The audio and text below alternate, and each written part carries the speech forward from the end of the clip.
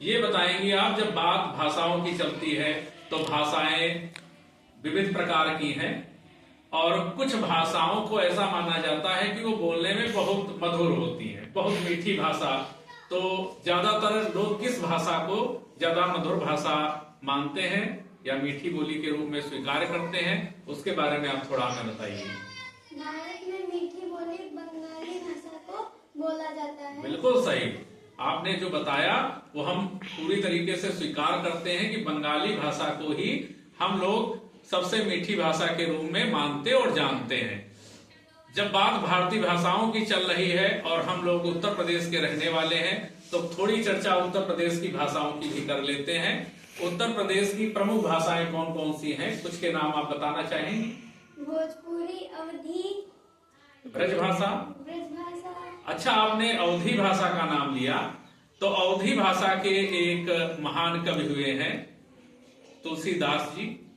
तुलसीदास जी ने एक काव्य रचना की जो अवधी भाषा में थी, उसका नाम आप बता सकते हैं? रामचरितमानस। रामचरितमानस। रामचरितमानस गांव में लोग घरों में अखंड रामायण के नाम से पाठ कराते हैं, तो कुछ पंक्तियां हम चाहेंगे आपसे कि आप सुनाएं। काबर साजब खुशी सुखाने, समय जो की पुनिका पछताने, परोपदेश कुशल बहु तेरे, जय चरहिते नर नाहिए रे। बहुत सुंदर बात, बहुत अच्छा, क्योंकि तुलसीदास जी ने मानस की रचना कर मानस को मानस बनाने का एक संदेश दिया। और इसी के साथ एक और भाषा है जो बहुत ही आजकल सिनेमा जगत में प्रचलित है, जिसे हम भोजपुरी कहते हैं। भोजपुरी सिनेमा जगत एक अपनी अलग पहचान बना चुका है और भोजपुरी की फिल्में देखना हम सब लोग बहुत पसंद करते हैं।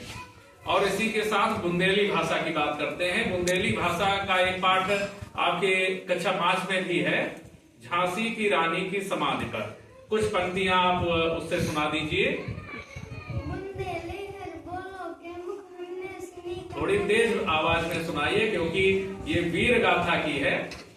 बुंदेले हर बोलो के मुख हमने सुनी कहानी, खूब लड़ी मर्दानी, वह थी झांसी वाली रानी। बहुत बढ़िया। और बात करते हैं खड़ी बोली की, जो हमने बात की थी अभी। तो खड़ी बोली को भारतेंदु हरिश्चंद्र ने अत्यधिक मान्यता दी और उन्होंने खड़ी बोली पर नाटक, निबंध और कहानियां लिखी, जिन्हें हम नाटक के रूप में देखते हैं और कक्षा 5 में अंधेर नगरी के नाम से है। तो भारतीय भाषा उत्सव के इस पॉडकास्ट में हमने विभिन्न भाषाओं के बारे में बातचीत की।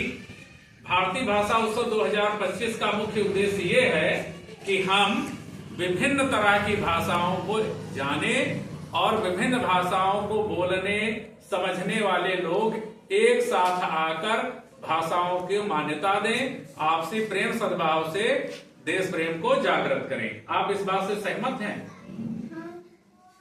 ठीक है, आप सहमत हैं और सभी सहमत हैं।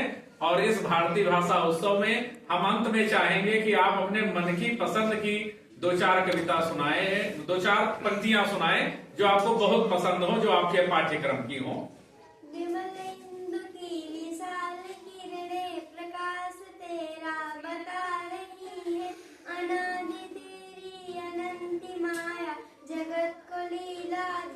बहुत सुंदर, बहुत सुंदर। जगत को लीला दिखा रही हैं। भारतीय भाषा उत्सव के बारे में हमने जाना, समझा और हम सभी से अपील करते हैं कि सभी भाषाओं को सम्मान दें, सभी साथ मिलकर देश के उत्थान के लिए कार्य करें। आपका बहुत बहुत धन्यवाद। जय हिंद, जय भारत।